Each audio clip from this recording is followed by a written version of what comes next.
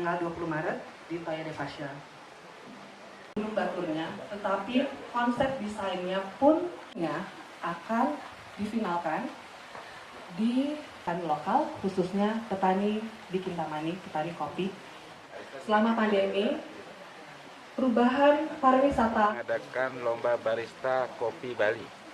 Ini dalam rangka perayaan hari ulang tahun PDI Perjuangan yang ke-48 yang dilakukan berbagai acara, yang salah satunya adalah lomba barista ini. Kita ketahui bahwa potensi kita di Kabupaten Bangli, khususnya di Kintamani, dalam urusan kopi sudah jelas.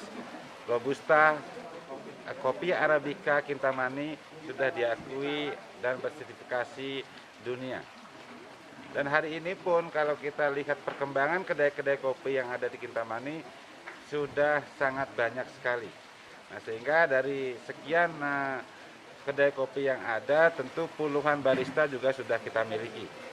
Dan kebetulan juga program Hari Ulang Tahun PDI Perjuangan salah satunya adalah lomba barista kopi Bali. Dan ini sangat berstandar dan terukur sekali. Kita lihat tadi dari IFDEC ya dan IBA itu benar-benar serius di dalam perencanaan, penilaian dan lain sebagainya. Tadi satu peserta dikasih waktu 30 menit, bahkan semuanya ditimbang. Yang sama sekali kita tidak terbayang sebelumnya kalau barista-barista kita di Bangli ini sudah cukup handal juga. Nah, harapan kita adalah ke depan akan muncul barista-barista hebat dan unggul di Kabupaten Bangli. Nah, tentu dengan kehandalan barista juga akan mendatangkan pengunjung-pengunjung di kedai-kedai itu sendiri. Jadi tidak lagi kita perlu ragu bahwa standar peracikan kopi ke depan di Bangli juga berstandar tinggi. Nah, harapan kita juga kopi kedai-kedai kopi ini akan tidak hanya di Kintamani, tapi juga merambah ke kecamatan-kecamatan lain termasuk di kota. Nah, mudah-mudahan ke depan bukan hanya partai PDI yang akan mengadakan lomba barista, tapi juga pemerintah daerah Kabupaten Bangli, sehingga bisa menampung potensi-potensi anak muda untuk dikembangkan dan pada akhirnya adalah menumbuh kembangkan UMKM baru, di mana di masa pandemi seperti ini memang UMKM lah yang menjadi sektor penunjang utama dari ekonomi nasional kita. Dan harapan kita sekali lagi kepada adik-adik muda ini mudah-mudahan tumbuh potensi-potensi dan lahir barista-barista handal di Kintamani, khususnya melalui lomba yang kita laksanakan hari ini. Kaitan mungkin dengan peralatan mungkin yang mungkin agak mahal gitu, mungkin ada bantuan mungkin dari pemerintah atau gimana mungkin ke depan, Pak? Selama ini memang kalau untuk barista ini belum pernah kita pikirkan, pemerintah daerah termasuk partai juga belum pernah memikirkan, karena memang peralatannya saya pikir kalau mau nyari yang sangat bagus mungkin ratusan juta juga sampai. Nah, mudah-mudahan ke depan kalau ini menguntungkan, tentu kawan-kawan kita di sini aja udah punya semua. Di atas, di Akasa, di Montana, semuanya sudah pakai alat-alat yang canggih. Jadi dari sisi kita kalau memang nanti potensinya bagus sekali, mungkin kita akan bantu dari sisi channelingnya dengan sumber-sumber pendanaan. Baik itu Bank Pasar maupun Bank BPD Bali misalnya, kita hubungkanlah potensi yang ada ini, tentu dengan semangat membantu anak-anak muda untuk bisa, kalau sekarang kan istilahnya muncul startup baru. Masing-masing peserta harus buat, yaitu satu espresso, kemudian kedua adalah signature coffee. Kalau espresso semuanya standar, tapi nanti dari sisi rasa, kalau misalnya airnya kepanasan, dari sisi rasanya berbeda. Nah, itu yang nanti akan dinilai.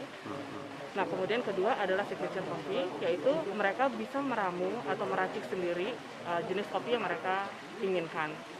Nah, kalau untuk penilaian itu kami serahkan kepada Asosiasi IFDEC dan IBA. Ada dua yang mereka nilai, yaitu dari masalah teknikal, kemudian kedua dari masalah rasa, sensori. Jadi ada technical judge, ada sensory judge. Mungkin kalau untuk lebih dalam nanti bisa dengan masing-masing judges-nya. Tapi kalau dari teknis itu adalah dari sisi performa barista, kemudian kerapihan pada saat bekerja, dan kemudian tata cara mereka melakukannya, urut-urutannya, hal seperti itu yang diperhatikan. Kalau dari sisi rasa, mereka pada saat memasukkan pendaftaran, mereka mengisi signature coffee yang akan mereka buat. Jadi racikan-racikannya apa, ingredients-nya apa. Nanti judges-nya itu akan menilai berdasarkan apa yang mereka buat sesuai apa tidak dengan yang mereka rancang. Hasilnya rasanya benar apa sesuai apa tidak. Berapa banyak peserta Bu hari ini? Total peserta adalah 18. Semua adalah dari Bangli yang kerja either KTP Bangli, kerjanya di Bangli juga. Jadi total 18 peserta. Tindak lanjut dari lomba ini ke depan seperti apa? Lomba ini aja kan masih ada finalnya. Jadi pemenang dari sini itu nanti ada final di desa Pujungan tadi di Puputan Tabanan. Nah itu hadiahnya jauh lebih besar. Kami berharap barista dari Bangli ini ada yang bisa mewakili kami di level provinsi. Untuk rangkaian ulang tahun itu adalah lomba barista ini. Kemudian selain itu juga ada lomba mixology. Mixology itu akan diadakan tanggal 3 April. Di sini apa aja Bu diberi hadiah yang pemenang untuk pemenang? Kalau ini hadiahnya cukup besar, jadi juara 1 adalah 5 juta, juara 2 3 juta, juara 3 2 juta. Apa itu Pak? Ini adalah salah satu kreasi kopi yang dibuat oleh peserta lomba.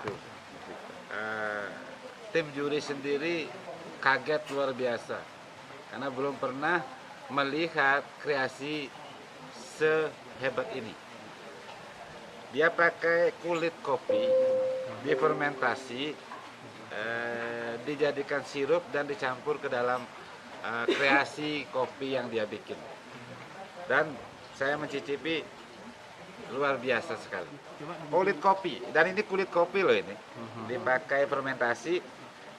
Juga dijadikan sirupnya dan masuk ke menjadi satu kesatuan. Ini juri yang sudah sangat profesional saja bilang belum pernah ada kreasi sebagus ini dan rasanya juga sensasional sekali. Saya yang baru pertama merasakan ini, coba ya. Jadi untuk welcome drink kayaknya sih sangat masuk sekali. Anak muda juga kan tampilannya juga. Kalau mau nanti tambahin apa misalnya garnisnya mau. Kalau ini buah ceri nggak cocok ya. Kalau koktail kulitnya. Kalau biasanya kulit kopi itu dibuang. Nah, itu dimanfaatkan. Untuk 10 menit pertama preparasinya dipaskan sesuai dengan waktunya. Kita